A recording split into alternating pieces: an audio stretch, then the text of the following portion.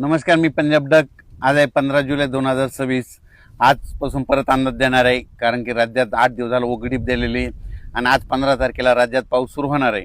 तर मुंबईला सुरू झाला आहे, इकडं इगतपुरीकडेच चालू झाला आहे, त्याच्यानंतर पुण्याकडं आता सरी येऊन गेल्या, त्याच्यानंतर कोकणात देखील सुरू झाला आहे, घाटमाथ्यावर सुरू झाला आहे.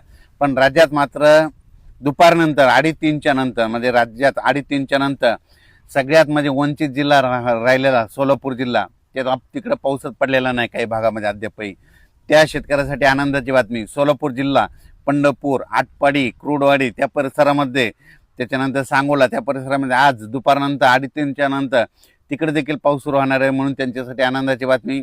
त्याच्यानंतर बारामती, दोन, श्रीगोंदा त्या परिसरात देखील आज पाऊस सुरू होणार आहे.